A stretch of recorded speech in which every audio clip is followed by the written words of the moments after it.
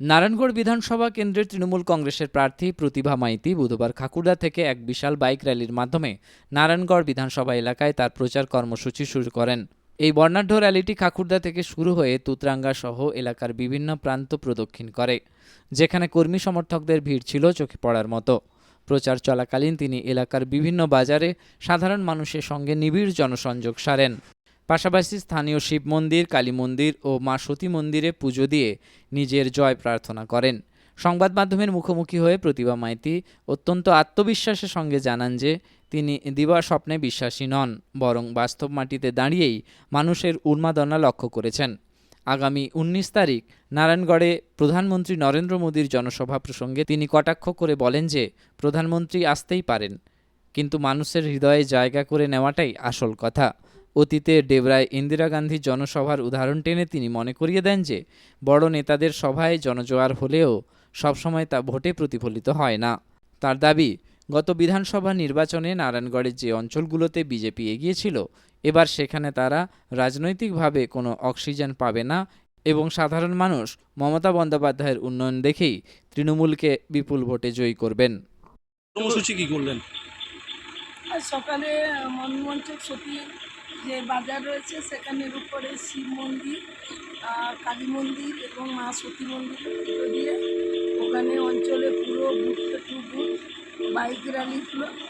তারপরে ওখান থেকে এসে আবার এখানে তুতরাঙ্গা বুথ 12 নম্বর অঞ্চলে সেও বুথ টু বুথ এরকম বাইকের মধ্য দিয়ে এখনও চলছে। যে কর্মসূচি করছেন তাতে তো মানুষের উচ্ছ্বাস একদম চোখে পড়ার মতো। জয়ের ব্যবধান নিয়ে কতটা আশাবাদিত হবে? জয়ের ব্যবধান আগামী দিন বলবে। আমি সবসময় স্বপ্ন দেখি না, বাস্তবটাকেই হাঁটি।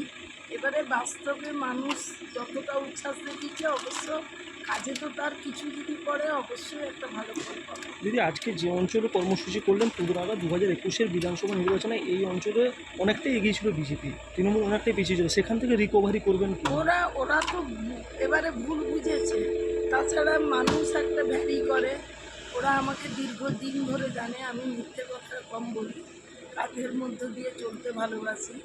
সে জায়গা থেকে মাননীয় মুখ্যমন্ত্রীর একটা মুখ এবং যেহেতু বিধায়িকা হিসেবে আমি এসেছি তাদের কাছে প্রতিশ্রুতি দিয়েছি, বলেছি বিশ্বাস করার জন্য। সেই জায়গা থেকে কিছু অন্তত তাদের একটা সহানুভূতি।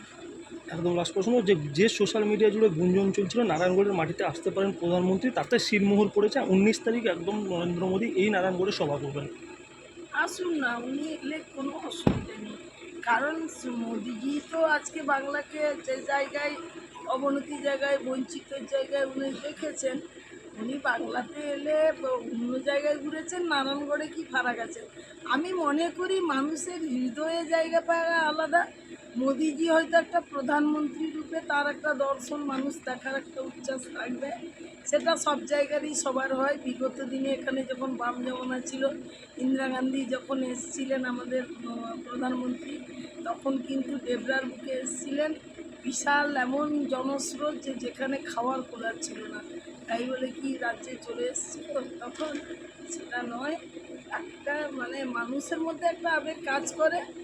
নিয়ে আসলে প্রধানমন্ত্রী হিসেবে অনেকে দেখতে যেতে। বিজেপি কি কিছুটা অক্সিজেন পাবে মনে করছেন এলে? বিজেপি অক্সিজেন পাবে না, কারণ ওনারা যা করছেন বর্তমান দেখতে পাচ্ছেন, যার বাড়িতে ভোটটা ক্যান্সেল হয়েছে সে কি আর এটা না বুঝেই আর বাকি ভোটগুলো তাদেরকে দিতে দেবে?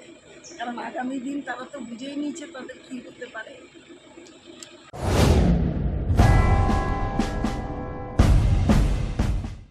আচার্য প্রলয় চক্রবর্তী, যিনি সম্পূর্ণ বিজ্ঞানভিত্তিক পদ্ধতিতে বিচার বিশ্লেষণ এবং প্রতিকার করেন। পদ্ধতিগুলি হল গোষ্ঠী বিচার, সংখ্যাতত্ত্ব, বাস্তুবিচার, হোরারি, আধুনিক ট্যারট কার্ড, হস্তরেখা ও ফেংশুই। পৌরোহিত্য বিশারদ, কম্পিউটারাইজড গোষ্ঠী তৈরি করেন। চেম্বার প্রতি বুধবার বেলদাতে, কেশিয়ারি মোড়, শ্যাম হোমিও হলের নিকট, সকাল 10টা থেকে বিকেল 5টা এবং সোমবার ও শুক্রবার ঠাকুরচক বাসস্ট্যান্ডে বিকেল 3টে থেকে রাত্রি 8টা পর্যন্ত। এছাড়া বাড়িতেও চেম্বার করেন ঠাকুরচক হাই স্কুলের নিকট প্রত্যহ সকাল 9টা থেকে 11টা পর্যন্ত এবং বিকেল 3টে থেকে সন্ধে 6টা পর্যন্ত। এছাড়া প্রতি ইংরেজি মাসের প্রথম ও শেষ সপ্তাহে রবিবার সকাল 11টা থেকে 5টা পর্যন্ত জুনবলদা 9 নম্বর অঞ্চল অফিসের নিকট চম্পা স্টুডিও দ্বিতলে। কেশিয়ারি আপ্যায়ন লজ প্রতি ইংরেজি মাসের প্রথম ও শেষ সপ্তাহে শনিবার।